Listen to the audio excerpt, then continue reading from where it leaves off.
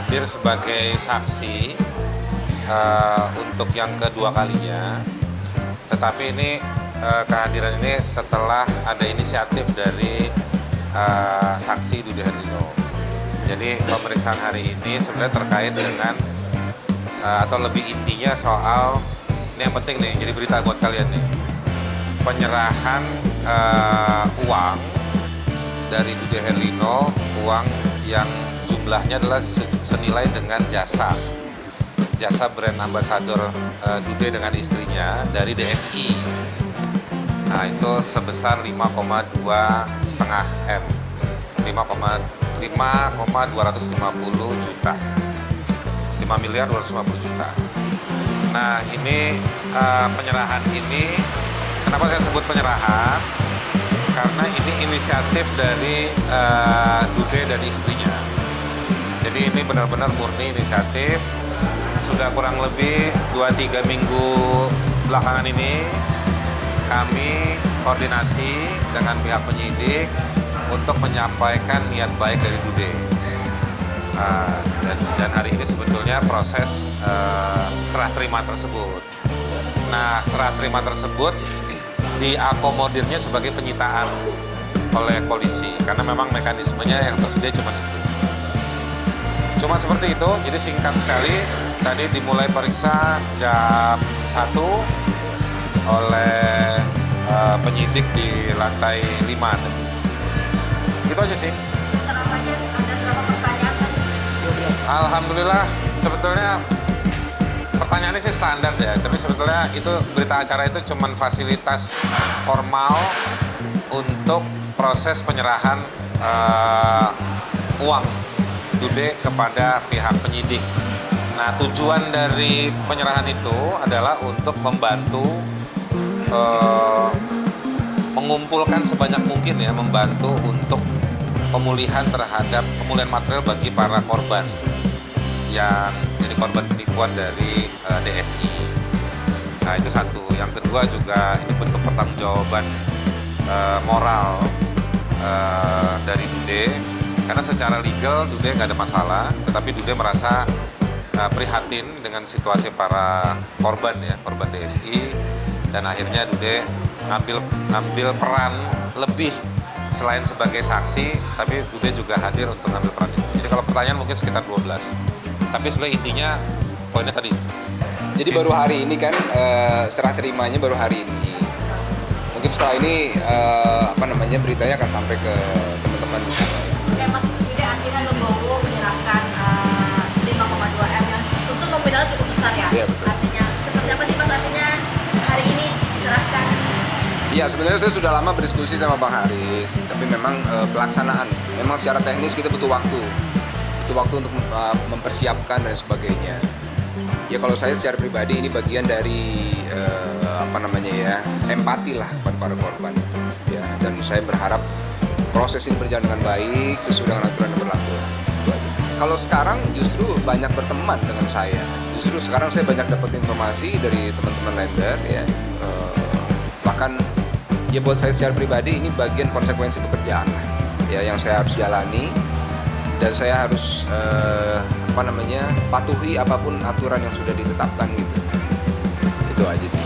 Kalau buat saya setiap hal pasti ada hikmahnya gitu ya. Insya Allah pasti akan banyak pelajaran. Tentu teman-teman public figure juga banyak yang diskusi lah sama saya kan dan sebagainya. Ya kita saling bertukar pikiran lah supaya ke depan bisa lebih baik insya Allah. Saya tambahin soal poin itu ya. Sebetulnya Dude sudah hati-hati. Ya. Artinya acuannya kan apakah DSI itu resmi atau enggak. Ya. Dan Dude sudah melakukan proses due diligence secara personal, Dude dan timnya ya. Dude juga punya manajemen kan. Sudah melihat itu, sudah memeriksa itu. Cuman belakangan memang baru keungkap bahwa ada bau amis di DSI ini. Dan Dude kan nggak punya kewenangan untuk tahu bau amis itu di waktu yang awal. Nah, jadi ya memang ya ada ambigu ya. Kalau tadi banyak tanya pembelajaran, Dude pelajarannya adalah mungkin kalau dari saya menafsirkannya, Dude belajar bahwa sesuatu yang sudah resmi di negeri ini di kemudian hari bisa tiba-tiba jadi tidak resmi gitu. Nah, jadi ini ada resiko-resiko yang seperti ini. Itu mungkin pembelajaran. Sebagai warga negara, sebagai saksi di kasus DSI ini ya Dude patuh pada aturan hukum jika diminta kembali untuk menjadi saksi.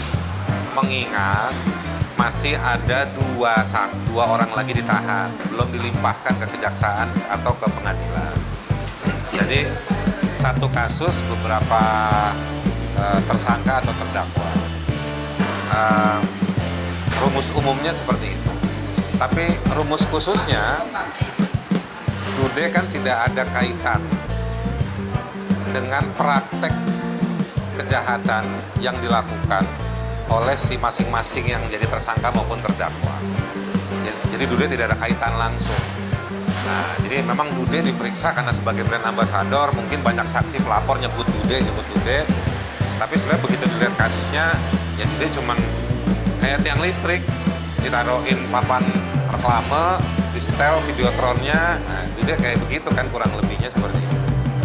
Jadi ya Dude nggak ada kaitannya dengan kejahatan, dengan perusahaan ataupun dengan jabatan. Gitu. Jadi sebenarnya makanya meskipun namanya penyitaan, tapi isinya sebenarnya ini bentuk empati Dude. Dude mungkin yang dia bisa serahkan adalah dari dana yang DSI. Meskipun dana yang dia terima ini kan sebenarnya sebelum para lender itu kasih uangnya ke DSI. Jadi emang di depan bagian dari perencanaan bisnis. Kira-kira gitu. Saya alhamdulillah bersyukur bisa memberikan kontribusi lah ya, kontribusi dan juga menunjukkan rasa empati gitu ya. Ya paling itu buat saya. Ya mudah-mudahan nanti korban-korban ini bisa mendapatkan hak mereka yang paling penting menurut saya ya. Bisa mendapatkan hak mereka sepenuhnya lah dengan sesuai aturan hukum. Terakhir yang mesti dikawal proses restitusinya sebetulnya. Oh iya. Jadi nanti penyidik kan sudah ngumpulin sejumlah angka dan mudah-mudahan yang berhasil dijaring bisa dibawa full ke jaksa penuntut. Nanti itu full juga dibawa ke persidangan. Nanti ini hakim akan memeriksa dan nanti hakim akan memerintahkan bagaimana nanti jaksa atau polisi bersama dengan LPSK melakukan restitusi ya, pengembalian kepada uang itu secara adil kepada mereka yang benar-benar jadi korban, karena lendernya juga udah ada yang untung, ya kan? Dapat imbalansi Gitu. Oke? Ada lagi nanti narasumber lain, nanti sabar ya.